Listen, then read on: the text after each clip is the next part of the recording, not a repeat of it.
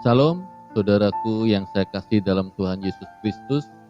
Semoga saudara-saudaraku, Bapak Ibu Saudara diberkati Tuhan dan mendapatkan kekuatan dan kesehatan selalu di dalam kehidupan ini.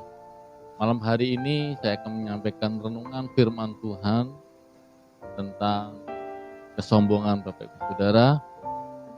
Sebelumnya mari kita akan berdoa. Tuhan Yesus, kami bersyukur malam hari ini kami berdoa karena kami ingin mendengar kebenaran firman-Mu. Bukan hanya kami ingin mendengar saja, tapi kami ingin menjadi pelaku-pelaku firman. Datanglah kerajaan-Mu, jadilah kehendak-Mu. Dalam nama Tuhan Yesus kami berdoa. Amin. Saudara-saudaraku yang saya kasih dalam Tuhan Yesus Kristus, malam hari ini saya akan bicara tentang kesombongan. Di dalam Lukas pasal 18 ayat 9 sampai 14, saya ulangi. Lukas pasal 18 ayat 9 sampai 14 mengatakan, setiap orang yang tinggi hati adalah kekejian bagi Tuhan. Sungguh ia tidak akan luput dari hukuman. Saudara-saudara yang saya kasih dalam Tuhan Yesus, itu juga ada di dalam Amsal pasal 16 ayat 5. Kesombongan adalah dosa yang sangat besar. Kenapa? Bukan berarti penyembahan berhala ataupun pencuri, korupsi itu dosa kecil. Yang namanya dosa tetap dosa, saudara. Tetapi kalau manusia sudah jatuh di dalam kesombongan, maka ini adalah satu masalah yang serius. Dasarnya apa? Tuhan Yesus memberikan suatu perumpamaan di dalam Lukas pasal 18 ayat 9 sampai 14 tentang orang Farisi dan pemungut cukai yang berdoa di bait Allah. Bukan berdoanya yang ditentang Kristus, melainkan kesombongan orang Farisi ketika berdoa. Jika kita mulai merasa sombong, apa-apa karena saya dan saya, maka kita mulai bertentangan dengan Tuhan karena semua kemampuan sebenarnya itu berasal dari Tuhan. Mengapa kesombongan adalah dosa yang terbesar, Bapak Ibu Saudara? Ada beberapa hal yang harus kita perhatikan. Yang pertama, karena kesombongan membuat seseorang tidak menghargai anugerah. Orang sombong menganggap semua karena usaha atau perbuatan kekuatan sendiri. Orang sombong menganggap saya bisa melakukan apa-apa dengan kekayaan saya. Saya bisa melakukan kebaikan diri saya sendiri. Ia lupa bahwa semuanya karena kasih karunia Tuhan. Ia lupa bahwa itu adalah anugerah Tuhan. Karena kesombongan membuat seorang tidak menghargai anugerah. Itu yang pertama. Yang kedua, karena kesombongan menghapus semua kebaikan. Apa yang dikatakan orang Farisi?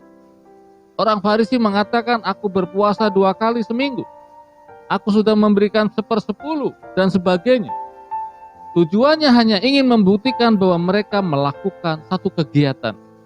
Ingat, segala kebaikan jika dikerjakan dengan kesombongan akan menjadi sia-sia, Bapak Ibu Saudara.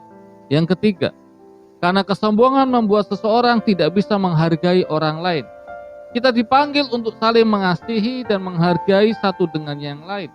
Orang yang sombong selalu punya musuh, hidupnya pasti menderita, hidupnya penuh dengan persoalan, hidupnya penuh dengan masalah, karena orang sombong selalu menjadi troublemaker.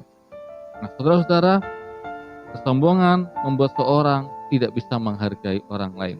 Yang keempat, karena kesombongan membuat orang tidak tulus. Tuhan melihat hati lebih daripada apa yang dia kerjakan, Bapak Ibu Saudara.